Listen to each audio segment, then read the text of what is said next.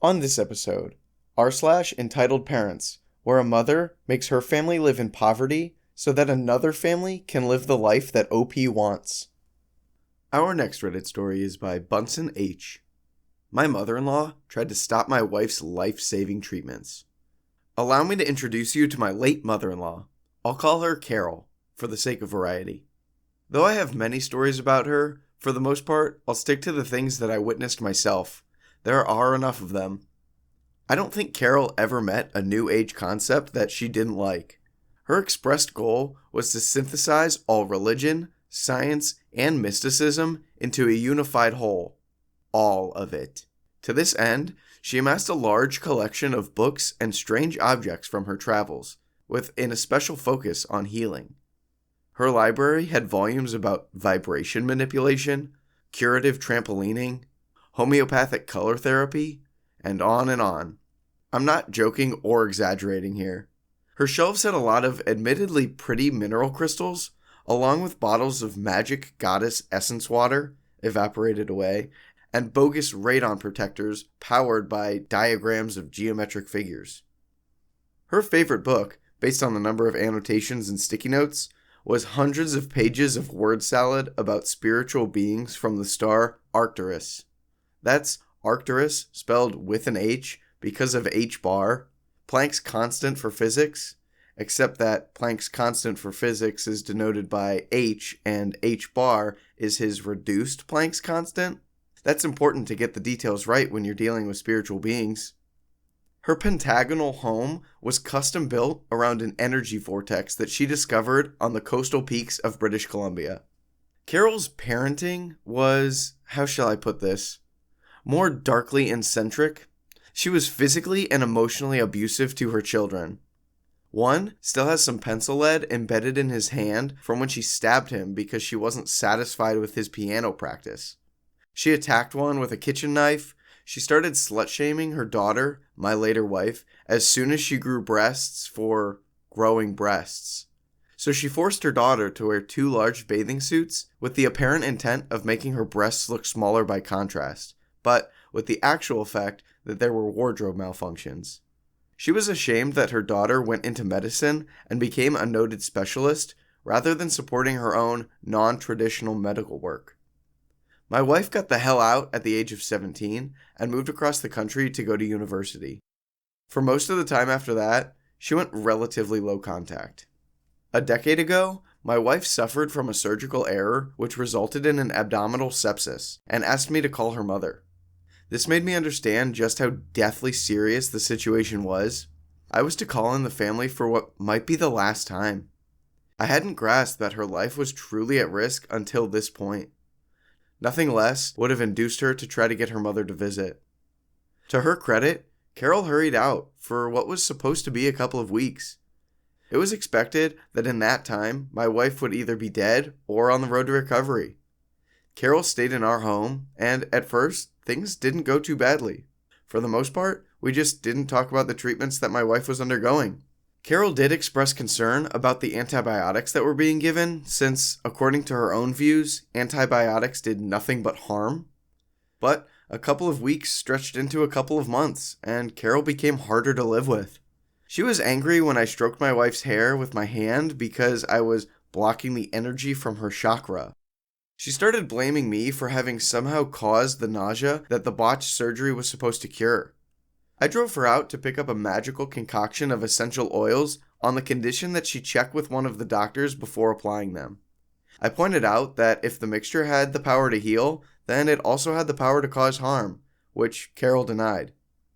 When we got back to the hospital, I nabbed one of the residents when we reached my wife's floor and asked about that. Carol became furious about that, and it was clear that she had no intention of talking with the doctors.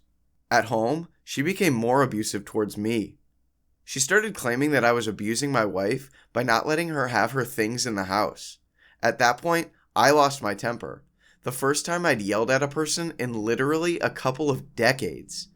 I told her that almost everything in sight was actually her daughter's displacing my stuff. The sofas, the piano, tables and chairs, the bookshelves, and the electronics. The shelf for the CDs and DVDs were mine, but half of the contents were hers. Carol wanted to know if I'd be continuing the herbal remedies after she left, and I told her that was up to my wife. I'd continue them if she wanted, I'd stop them if she preferred. Carol screamed that I was abusing my wife by following her own wishes rather than her mother's. On the night before Carol was finally supposed to be headed out, I was restless. That particular nightmare was about to end, but my wife was still quite ill. I got to thinking about the essential oil mixture, which included both oil of clove and oil of cinnamon. Those are both strongly irritating if left on the skin, and Carol had been painting my wife's feet with the stuff. Her feet were, apparently, the correct energy points to draw out infection. I went online and found out the manufacturer's instructions, which specified that the oil needed to be significantly diluted with some neutral oil if it were to be applied to the skin. Carol hadn't even been using this stuff properly. Well, that explained why the skin on my wife's feet was yellow and starting to peel. But Carol was furious when I calmly pointed out the problems that she was causing out of ignorance. A few days after Carol left, my wife took a turn for the worse and had to go back into the intensive care unit. And I dreaded the phone call that I had to make. Not because of the bad news, but because I anticipated how Carol would react. And she didn't disappoint. If you really loved her, you'd put her back on those herbal oils and stop the antibiotics. You know perfectly well that those do a darn lick of good. At which point I hung up and had other things to worry about. My wife pulled through after months in the hospital and 3 stays in the ICU. She's still in poor health. I told her that I was putting my foot down. Under no circumstances was her mother welcome under my roof again. She had grossly abused her privileges as a house guest. I don't care about the family custom that family members are always welcome to stay as guests. I would not stay under the same roof as her mother. Having heard my stories, and based on her own experiences, my wife agreed. A few years ago, Carol died, much as she had lived. She was diagnosed with metastasized lung cancer. Although she did undergo some real medical therapies, she relied mostly on her quack remedies, pawpaw twig powder, whey protein, immune boosters, and the like. The usual crap that ethics-free swindlers pawn off on desperate sufferers. She firmly believed that all the little white spots on her lung x-rays were a good sign, and that her rapid weight loss indicated that her boosters were draining the cancer away. If there's some existence after death, I hope she came to appreciate all of the harm that she did in life. Except, a couple of nights after she passed away, I was driving from the hospital back to the Energy Vortex house. The rental car's navigation device suggested a shorter route than I had taken to get there, but the route turned onto a back road, into a rough road in the hills, into a track through the forest, and, in the pitch darkness, apart from my headlights, over a rocky bump and directly into a tree trunk. Luckily, I was traveling slowly and stopped in time. As I paused, shaken, I got to wondering if there might be something to Carol's worldview after all, and if her vengeful spirit might have possessed the GPS, making one last try at killing me. I think we all know at least a few people that are into either the crystals or astrology or essential oils. Those essential oils kind of blew up within recent years. I feel like a little bit right before COVID maybe. But your mother-in-law, she took that to the next level. Wanting to stop the treatments and the antibiotics that your wife was taking could have killed her. And your mother-in-law insisted that her crystals and oils were the thing that was going to save her. And that you petting the top of her head was going to block her chakras and cause more issues. It's unfortunate that she caused some harm and discomfort, but ultimately, I'm glad your wife is better, and it's sad to hear when anyone passes away. If Carol did try to kill you through your GPS, that's kind of funny. Our next Reddit story is by Dandy Duke. I ask a parent not to play Cardi B in our parking lot. Hijinks ensues. I used to work in childcare, and as anyone in the profession can tell you, there's no shortage of crazy entitled parents out there that, sadly, you sometimes have to deal with. The center I worked for was a family business. My parents opened it together in the early 80s, and it closed its doors in 2022 after Mom passed away from cancer. Most all of my siblings and I worked there at some point. And it was my full-time job for a good few years. This story takes place in the summer of 2022, a few months after Mom's passing and a few before the center closed. I was the closer, which meant there were times when I'd be by myself towards the end of the day when there were only 1 or 2 kids remaining. Though my dad and my sister were at home across the street and only a phone call away in case of emergencies. Usually, it would be the same group picked up last, the Martin siblings, fake name, who were awesome kids I got along very well with. Their mom, though? This particular afternoon, I'm bracing myself for an encounter, as I have a few complaints from other parents to address with Mrs. Martin when she gets here. See, she liked to leave her car idling in the parking lot when she picked up her kids, which is fine. This is a low-crime area, and the process only takes about a minute start to finish. However, she'd also leave her radio blaring the whole time, which was brought to our attention when another parent came to us and said she almost crashed on the highway when her 4-year-old suddenly asked, "Mommy, what's a WAP?"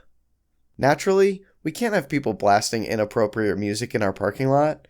So, when she shows up, I pull her aside and explain to her calmly and politely that there have been some complaints about some inappropriate music coming from her car when she pulls in, and I ask that from now on she turn her radio off before coming into the building.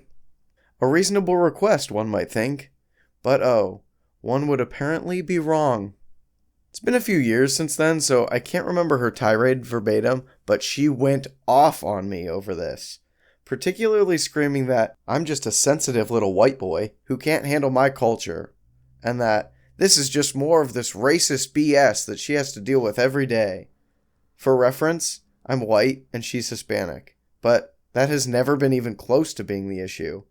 The issue is that Cardi B is rapping about genitalia in our parking lot. I have no idea why she even thinks this is the case, but sadly I'm not really that surprised to be getting this kind of reaction from her, and she's made a few scenes like this in the past over similar issues. On and on she goes, accusing me and my family of being racist, classist, and any other kind of ist you can think of, and all the while I'm staying calm and trying to reassure her that race has nothing to do with this. She just can't have adult music playing in a kid-friendly space. And then she says something special. I'm just in a hurry to visit my friend who's dying, like your mom did. Mom's loss is still very much an open wound at this point, and there's so many things I want to say to her. First being, take your kids, get out, and don't come back. But I keep my cool, apologize for her situation, and walk away to start cleaning before either of us have the chance to escalate things. A few minutes later, after she's gone and I'm alone in the building, I call my older sisters who are also working here and handle most of the administrative stuff, and I tell them about how the conversation went. I was proud to be able to say that despite being royally pissed at Miss Martin, I remained calm and professional and didn't just tell her to get the hell out. However, my sisters' response shocked me. They asked, "Why didn't you?" They agree that the way she was acting was way out of line, and all of the previous warnings she'd received from other little stunts, on top of the personal insult about our mother's recent death, that was the last straw. They reminded me that this isn't the kind of crap Mom would put up with, so we won't either. As soon as they were off the phone with me, they rang up Miss Martin to tell her all of the things that I wanted to, including the bit about never coming back. And, well, she didn't. I no longer work in childcare, and sometimes find myself missing it enough to want to apply to another center, until I remember people like Miss Martin. This kind of stuff stinks. Having bad clients is one thing, but in childcare, where you actually care about their children and you give them a good place to be while the parents are at work, and then the parents come at you in this sort of way that is just unacceptable. You asked a simple request to not play adult content at a child care facility, and she just goes off thinking that there's something deeper to it. It's unfortunate that she feels that there's something deeper to it, Obviously, people of color go through situations that they shouldn't have to go through. But you genuinely cared for her kids and showed no reason that she should assume those things about you and your family. I wish things could have been differently, and she would have just accepted the fact that, okay, I'm sorry for playing inappropriate stuff around other people's kids, but it is what it is, and I'm sorry that you no longer want to be in childcare due to experiences that some of the parents caused. Our next Reddit story is by Cordo Prince. I just wanted to be a kid. My mom's immigrant guilt ruined my childhood. My mom and I immigrated to the US in 1997. She met my stepdad through an international dating service. My life in America was never hard, so to speak. My mom always told me and my sister growing up that times were tough. As a kid, I never knew what that meant. My childhood was filled with the word no. As a kid, you're going to want toys and to go do things with your friends. My mom always said no. And if I asked my stepdad, all he was going to say was, "Go ask your mama," which always led to no. Now, I'll say this. I was never starved. I was given what I needed growing up, but it was always bottom of the barrel. I remember I asked my mom for a pair of Nikes once, and I really mean once. They were $65.99, and my mom looked at me and said, "You're so greedy. You are so ungrateful for what you have. My family back home could never afford nice shoes like that. Don't ever ask me for shoes like that again." Until I got my first job, I wore Walmart and Kmart. My mom had it drilled into my head that me asking for things that any kid would ask for was wrong. That the family back home had it so bad that I would be doing them an injustice for having clothes or toys or video games they couldn't. A side note that's important. When I came to America, initially my mom and stepdad did not want me to start school a year late, so I brain dumped Spanish and learned English. It was not until last year, 2022, that I really started taking initiative to learn Spanish. Also, a side note about my parents, they have separate bank accounts. My stepdad claims that his money is his money and my mom's money is hers. This will become relevant. Also, my mom would never pay for a ticket for me to visit our home country because she said it was too expensive and that I didn't speak Spanish anyway. I got to the point where I was very fluent in conversational Spanish. My original plan was to surprise my mom. I practiced by getting in touch with family members back in our home country. I was talking to one of my cousins and I asked her how her day was. She said it was okay, but she was waiting for the wire from my mom. At first, I thought it was some sort of slang that I was not familiar with, so I asked her to clarify what she meant. She then tells me that she was waiting for my mom to send $800 down to them and that they were waiting at Western Union for her MoneyGram to come in. At first, I'm thinking something's wrong and I offer to help. My cousin says, "No, your mom does this every month." I asked again if something was wrong. My cousin said no, and then I asked how long my mom had been doing this, and she said since 1999. I asked her, "Is it always $800? My cousin explains that every month is a little different, but it's always been $600 a month. I said, "All right," and then called my mom. I told her that our cousin told me about the money she's been sending down there every month since 1999. She said, "Yeah, it's for your grandmother's medicines." I called her out. "No, it's not. You send them money because you feel guilty about living in America and they can't. So you send them money every month and they spend it on the same things you told me I wasn't allowed to have because I was being greedy." I told her that during the conversations, I asked my cousin what types of clothes and shoes they wear. She said all the name brands that I was never allowed to even look at. They took vacations on my mom's dime to Brazil, Peru, and Puerto Rico, while I missed every single school field trip that required money. I got a job at 14 so I could help with groceries and buy my mom clothes because I felt I was costing my mom too much money. I explained that, according to them, she would send at least $600 a month down there. That would mean she sent over $170,000. I told her she could have helped me and my sister get through college, but instead, we had to take the student loan route. I asked her this question: "Is the reason you never bought me and my sister tickets to go visit was because you didn't want us to see the truth?" Her reply: "I brought you to America. You had it better than all of them. You're just ungrateful." I said, "No, I just don't feel guilty about being here. If they really wanted to come here, they should have used your $170,000 you sent them." If you made it this far, you might be wondering, where's my stepdad in all of this? His belief is, if the conversation is about money that is not his, then it's not his problem. It was never about clothes or shoes. I just felt so betrayed because I wanted to experience what other kids around me experienced. Not everything, but some things. As a kid, I was made to feel terrible for wanting anything because I supposedly had it better. I handed my mom my paychecks for years, thinking times were too tough, just to find out that I had nothing to feel guilty about. I feel like my childhood was taken away from me because I wanted all of the things a normal kid asked for. I'll start my response by saying that I cannot relate to this story. I was not an immigrant. I was born here and all of that. But this situation does suck for you. It's really unfortunate that the cousins that your mom feels have it worse off than you now have it better off than you because she's financially supplying them rather than financially supplying you. I can kind of see where she's coming from. There's a lot of people that come to America and send money to family back home, but I do feel bad that you're being neglected in a sense and not getting to experience the things that your peers are experiencing, and realistically, not even experiencing those that your mom says have it worse than you. So I definitely can understand where you're coming from, but I think I kind of understand where your mom's coming from too. That's all for today. Thanks for listening. If you like this content, I'd appreciate if you subscribe to the channel, gave this video a like, and comment down below if there's anything else you want to hear.